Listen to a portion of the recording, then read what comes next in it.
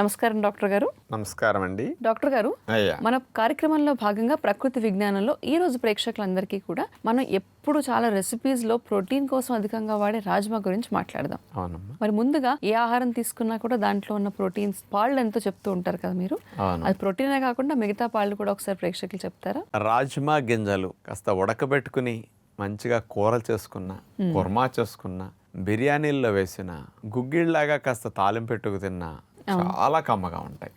కానీ అందరూ బాగా ఇష్టపడే రాజ్మా గింజల్లో కొన్ని సైంటిఫిక్ వాస్తవాలు దాగి ఉన్నాయి. ఇవి వింటే కొంతమంది గ్యాస్ అనో అరగవనో హెవీగా ఉంటుందనో అవి తింటే ఆకలి చచ్చిపోతున్నది కడుపున అని మానేస్తుంటారు.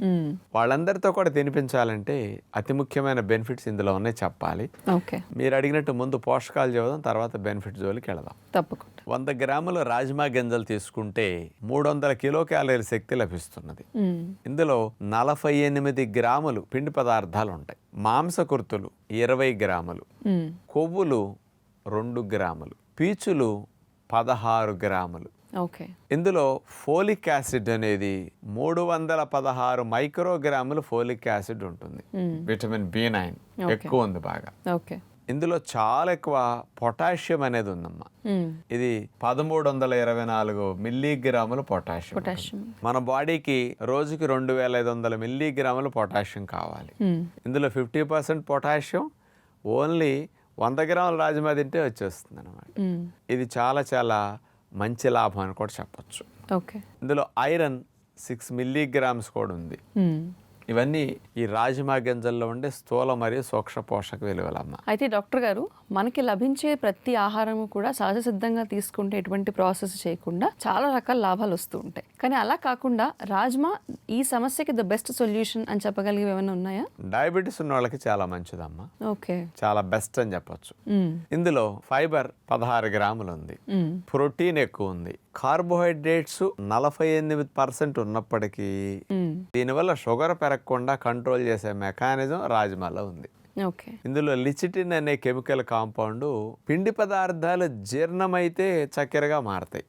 అసలు జీర్ణం అవటానికి ఆధారమయ్యే ఆల్ఫా ఎమైలేజ్ అనే ఎంజైమ్ ప్రొడక్షన్ ని రాజ్మా గింజలు నిరోధిస్తాయి. అది ఉత్పత్తి అవ్వదనుకోండి, పిండి పదార్థాలు గ్లూకోజ్ గా మారవు ఎక్కువగా. గ్లూకోజ్ అబ్జార్ప్షన్ కూడా పర్సంటేజ్ బాగా తగ్గించేస్తాయి. డయాబెటీస్ ఉన్న వారికి కూడా గ్లూకోజ్ అబ్జార్ప్షన్ ఎక్కువ అవ్వకుండా చేయడానికి రాజ్మా బాగా ఉపయోగపడుతుంది ఎక్కువ వాడుకుంటూ ఉంటే. ఇందులో ఉండే ఫైబర్ ఎక్కువ ఉంది కదా, ఫైబర్ ఎక్కువ ఉన్నప్పుడు కొంత గ్లూకోజ్ ఉన్నా కానీ ఈ ఫైబర్ కొంత గ్లూకోజ్ ని కూడా ఫైబర్ అబ్జార్బ్ కానివ్వకుండా కంట్రోల్ చేసి మోషన్లో లాక్కొచ్చేస్తాను. అందుకని డయాబెటీస్ ఉన్న వారికి డయాబెటీస్ పెరగకుండా, కండపుష్టికి, ఇమ్యూనిటీకి, హార్మోన్స్ ఉత్పత్తికి, వెయిట్ లాస్ అవ్వకుండా కొంచెం హెల్దీగా ఉండాలంటే రాజ్మా గింజలు తరచూ వాడుకోవటం మంచిది.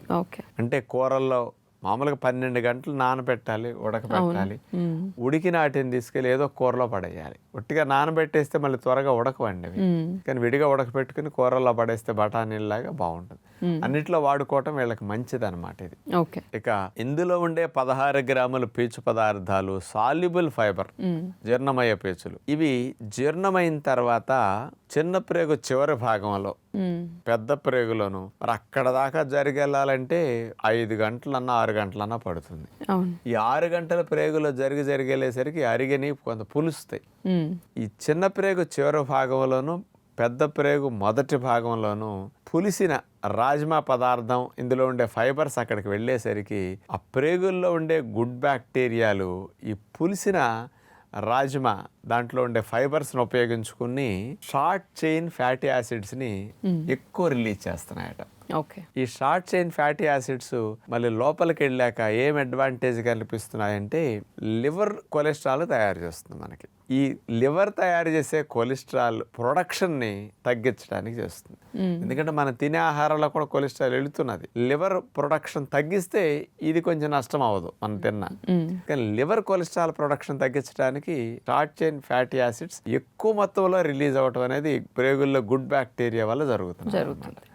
అందుకని ఇది కొలెస్ట్రాల్ కంటెంట్ మన లోపల ప్రొడక్షన్ పెరగకుండా నిరోధించడానికి ఇది ఉపయోగపడుతున్నది.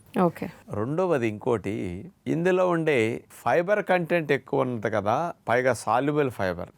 ప్రేగుల్లో ఉన్న గుడ్ బ్యాక్టీరియా బాగా పెరగటానికి ఇది బాగా ఉపయోగపడుతుందట. అలాగే దీంతో పాటు ఇంకొక లాభం కూడా ఉందండి.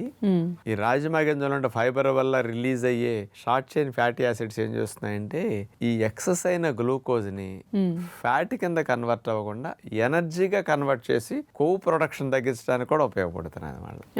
ఇంకొక ముఖ్యమైన లాభం ఉందమ్మా, మతిమరుపు రాకుండా బ్రెయిన్ సెల్స్ ని రక్షించడానికి రాజమా గింజలు అద్భుతంగా ఉపయోగపడతాయి అని చెప్పొచ్చు.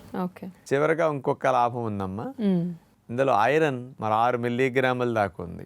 ఫోలిక్ యాసిడ్ 316 మైక్రోగ్రాములు ఉంది.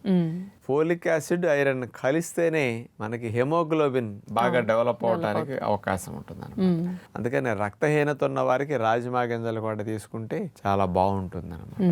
అందుకని ప్రోటీన్ డెఫిషియన్సీని తగ్గించి కండపుష్టికి దారుఢ్యానికి కూడా ఇందులో ఉండే 20% ప్రోటీన్ కాబట్టి మంచిగా ఉపయోగపడుతుంది. అందుకని బాగా రాజమా గింజలు వాడుకోవటం మంచిదని ప్రతి ఇంట్లో న్యాచురోపతి ఫాలోవర్స్ ఇళ్లలో కంపల్సరీ రాజమా గింజల స్టాక్ ఎప్పుడు కందిపప్పు పెసరపప్పు స్టాక్ ఉన్నట్టే రాజమా గింజల స్టాక్ ఉండాలి అని గుర్తుపెట్టుకుంటే బాగుంటుంది. విన్నారు కదండి, మరి మనందరం కూడా రాజ్మా తింటే కనుక ఎలాంటి ప్రయోజనాలు వస్తాయి, ముఖ్యంగా షుగర్ పేషెంట్స్కి రాజ్మా ఎలా ఉపయోగపడుతుందో కూడా డాక్టర్ గారు చక్కని వివరణ అందించారు. కాబట్టి దీని చుట్టూ ఉన్న అపోహల్ని పక్కన పెట్టి దీని మంచి ఫలితాల గురించి ఆలోచించి ఆహారంగా తీసుకోవడానికి ప్రయత్నించండి.